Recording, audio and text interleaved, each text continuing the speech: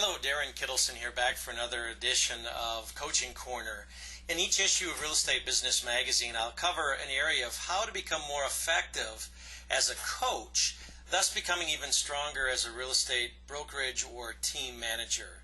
Today I'd like to spend a couple minutes on a theory I'll call the victim triangle.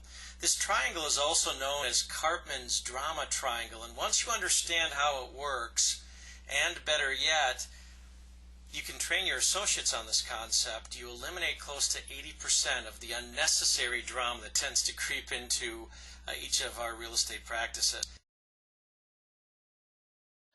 Now, in order for this triangle to work, you need three players. This slide will demonstrate each player and the role they play in the triangle.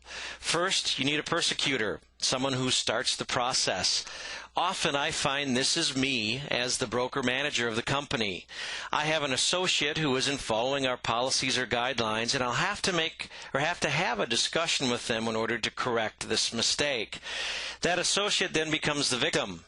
They didn't like what I had to share with them. They think it's unfair. They often say things like, "Well, that was never explained to me when I joined your company," or "I know that's what the policy and guideline manual states, but this time is different. I need an exception." Now, if you've managed real estate agents, you've more than likely heard these or versions of them. Now, the third side of the triangle is that of the rescuer. This is the person the victim runs to in order to share how they feel, how unfair the policy is, or how they need an exception to the rule, and how unreasonable I'm being as the persecutor. Now, if the rescuer chooses to keep the victim cycle alive, they'll side with the victim.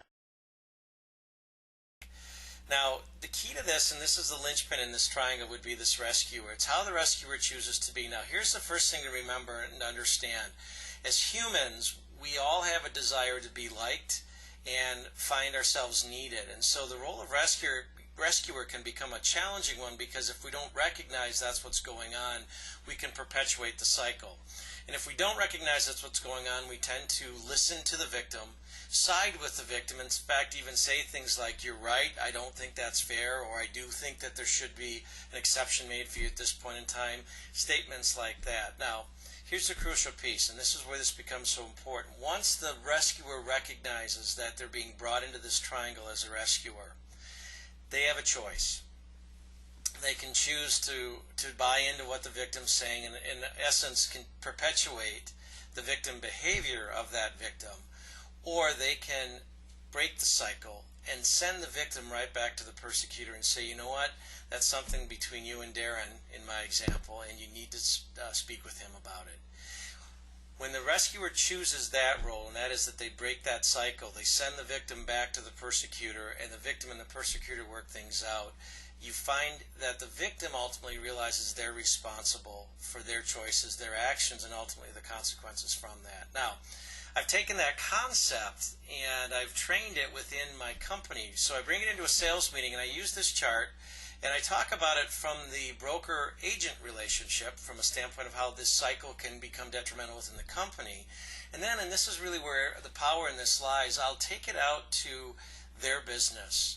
Because this triangle can work in almost any interaction where there's two or more people involved, I ask the agent, where could this victim triangle show up in your real estate transaction? And I get them thinking about it. And then ultimately I ask the question in recognizing who the rescuer is, and whether that's you as the agent in the triangle, or whether that's someone else, whether it's a client, a customer, or the co-broke agent, how can you manage your process differently, ultimately leaving both the clients, customers, and co-broke agent feeling better and saving the transaction quite often. And what I found is that when I bring it back into their world, it becomes so powerful in helping them be more effective in working their transactions to closing. And ultimately the win in my world is the fact that that triangle isn't allowed to perpetuate internally within the company, thus undermining the culture of the company.